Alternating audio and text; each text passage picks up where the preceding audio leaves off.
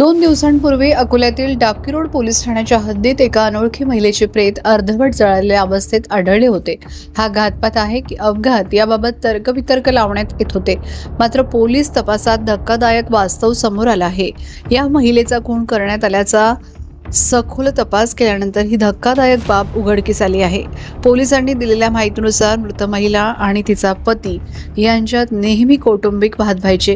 याच वादाला कंटाळून पतीने या महिलेचा गळा चिरून तिला निर्जन स्थळी नेऊन टाकले. ओळख पटू नये म्हणून त्याने तिच्या चेहऱ्यावर पेट्रोल टाकून तिचा चेहरा जाळला. या घटनेनंतर पोलिसांनी अखेर हत्या करणाऱ्या पतीला अटक केली. पोलीस तपासात अनेक बाबी समोर आल्या आहेत. पती हा मुस्लिम समाजाचा असून पत्नी हिंदू समाजाची आहे. दोघांमध्ये काही वर्षांपूर्वी प्रेमविवाह झाला होता. महिलेला एक लहान मूल असून दोघांमध्ये सतत वाद व्हायचे. यांच्यातूनच हे हत्याकांड घडल्याचं उघडकीस आलं आहे. आरोपी पती सादिक शहा तसरीफ शहा याला अटक करण्यात आली असून पुढील तपास सुरू आहे. दिनांक 6 एप्रिल रोजी डाबकी रोड पोलीस स्टेशनला माहिती मिळाली की त्यांच्या ज्युरिस्डिक्शन मध्ये अन्नपूर्णा माता मंदिर जे आहे त्याच्या परिसरामध्ये परिसरातील भागामध्ये एक महिलेची अर्धवट जळालेली बॉडी मिळाली, ज्याच्यामध्ये चेहरा पूर्णतः जळालेल्या अवस्थेमध्ये होता.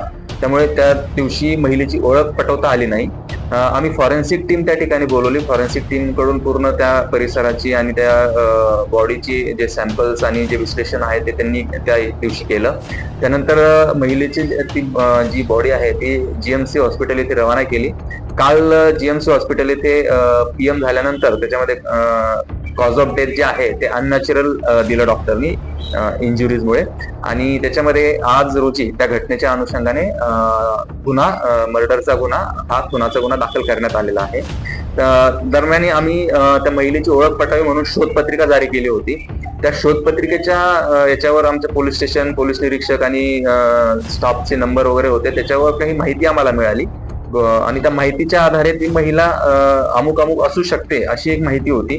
त्या अनुषंगाने त्या अँगलने आम्ही थोडा तपास केल्यानंतर आम्हाला ती खात्री पटली. आणि आज रोजी आरोपी जो आहे त्याला डाबकी रोड पोलिसांनी ताब्यात घेतलं. त्याच्याकडे चौकशी केल्यानंतर अशी माहिती मिळाली की ते वाशिम जिल्ह्यातील मंगरुळपीर या तालुक्यामधले आहेत.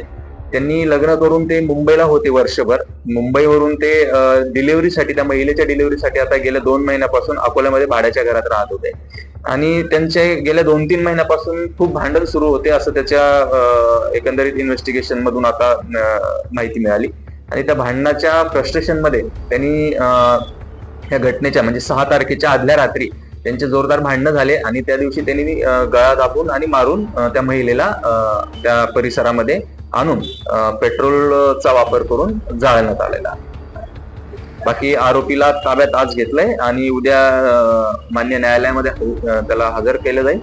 PCR घेतलं जाईल आणि त्याच्यामध्ये अजून याच्यामध्ये कोणी इन्व्हॉल्व्ह होतं का, त्याच्यासोबत कोणी आहे का याबाबतचा अधिक तपास करून जर आरोपी कोणी असेल तर त्याच्यावर देखील पुढची कायदेशीर कारवाई करण्यात येईल.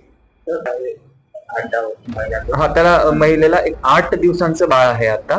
त्यासाठी आम्ही बाल न्याय मंडळ जे आहे त्यांच्याकडे पाचारण केलं होतं. त्यांना ते आलेले आहेत.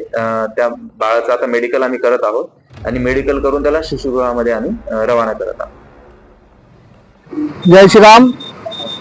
मंगरुनाथ तालुका के नानखेड़ गांव की एक महिला आज 2 दिन पहले डाबकी रोड पुलिस चौकी के अंतर्गत अन्नपूर्णा माता मंदिर के पास उनकी लाश मिली, जो कि चौकसी करने पे मालूम गिरा कि यह एक लव जिहाद का प्रकरण है, जिसमें एक मुस्लिम व्यक्ति ने उसकी हत्या करी है और ये उसको बहला फुसला के आज साल भर से अकोला में रखा। साल भर अकोला में रखने के बाद उसकी हत्या करी गई। और ये जिस तरह से हत्या हुई, जिस तरह से उस महिला को जलाया गया, इसमें एक व्यक्ति का हाथ नहीं है, इसमें कम से कम 4 से 5 व्यक्ति होंगे, एक से ज्यादा ही है। इसमें पुलिस प्रशासन से हमारी विनती है कि इसमें न्याय दे और इस महिला को एक 10 दिन का बच्चा है जो लड़की है उसके माँ बाप को, उसके घर वालों को सौंपा जाए। अगर दूसरे पक्ष में जाएगा बच्चा तो फिर से यही हाल जो उसके माँ का हुआ वही बच्चे का होगा। तो हमारी प्रशासन से निवेदन है कि उसकी देखरेख भी प्रशासन करे, पढ़ाई लिखाई का खर्चा करे और यह जो प्रकरण है ये फास्ट ट्रैक कोर्ट में चला के इसको न्याय दे।